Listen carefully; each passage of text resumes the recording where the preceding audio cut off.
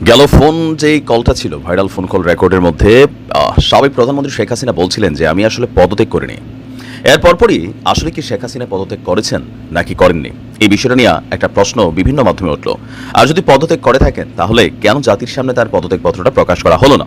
প্রশ্ন হচ্ছে এটাকে জাতির সামনে প্রকাশ করা জরুরি নাকি যে হায়ার অথরিটি আছেন যেখানে থাকার দরকার সেইখানে থাকা জরুরি?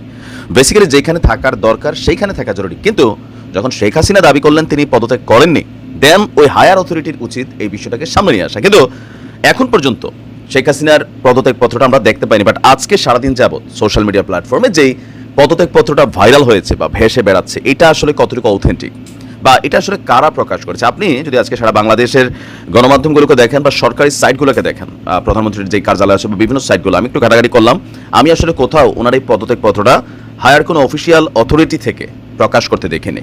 এটা বেসিক্যালি সোশ্যাল মিডিয়াতে বিভিন্ন জনপ্রিয় যে কন্টেন্ট ক্রিয়েটার আছেন তাদের বিভিন্ন জায়গা থেকে এটাকে প্রকাশ করেছেন, মুহূর্তের মধ্যে মানুষ বিশ্বাস করে নিচ্ছে। তবে বাংলাদেশ আওয়ামী লীগ দাবি করছে যে এই পদত্যাগ পত্রটি বেসিক্যালি ভুয়া। এখন কেন ভুয়া সেটার সপক্ষে বেশ কিছু যুক্তি এবং কি এই পদত্যাগ পত্রটাতে বেশ কিছু মেজর নন মেজর ভুলকেও তারা আইডেন্টিফাই করে দেখিয়েছেন। দেশের টিভি চ্যানেলের ফেসবুকে এরকম অপরিপক্ক এডিটেড কোনো পদত্যাগপত্র প্রকাশ এটি দৈন্যতা মাত্র। কোন একটা টেলিভিশন চ্যানেল সম্ভবত এটা প্রকাশ করেছে। এখন আওয়ামী লীগ ফেসবুকে ভাইরাল ওই পদত্যাগপত্রের সত্যতা নিয়ে কয়েকটি প্রশ্ন তুলেছে। কেন এই পদত্যাগপত্রটি ভুয়া? এক নাম্বার, তারা ভুলে এখনো মুজিব বর্ষ লোগো লাগিয়ে রেখেছে, যেই মুজিব বর্ষ 2021 সালের শেষ। তার মানে আমরা জনগণ এটা হয়তো বুঝছি যে ঠিক আছে, কিন্তু আসলে আওয়ামী লীগের দাবি যে মুজিব বর্ষের যে লোগোটা সরকারি এই খাতাতে উপরে ছবিটা, এটা আসলে এখন আর নাই, এটা 2021 পর্যন্ত ব্যবহৃত হয়েছে। লক্ষ্য করুন, ভুয়া এই পদত্যাগ পত্রটি অত্যন্ত অস্পষ্ট। আচ্ছা, অস্পষ্টটা স্পষ্ট করা যায়। পদত্যাগ পত্রের ভাষা দেখুন, যা মন চায় তারা একটা কিছু লিখে পাবলিশ করে দিল। নাম্বার 4, শেখ হাসিনার স্বাক্ষরটিও গুগল থেকে নিয়েছে, যাতে স্পষ্ট দেখা যাচ্ছে মূল পেজের সাথে স্বাক্ষরের অংশের যে পিক্সেল আছে সেটার পার্থক্য, মানে একটা জিনিসের উপর আরেকটা জিনিস পট্টি মারলে যেটা হয়, আওয়ামী লীগ দাবি করছে এটা। 5ই আগস্ট ছিল 21শে শ্রাবণ, পদত্যাগ পত্র দেওয়া সেটা হচ্ছে 20শে শ্রাবণ। এছাড়া তারা আরও লিখেছে, দেশের মিডিয়াকে এরকম নগ্নভাবে ব্যবহার করে নিজেদের হাসির পাত্র বানাবেন না। শেখ হাসিনা পদত্যাগ করার সময় যে আনুষ্ঠানিকতা সেই সময় নেননি, তিনি সোজা তেজগাঁও থেকে বিমানে করে ভারত গেছেন। এসব বাদ দিয়ে বরং দেশের সমস্যা সমাধান করুন। এখন এটা আরও একটা কোটি টাকার প্রশ্ন হয়ে গেল সামনে।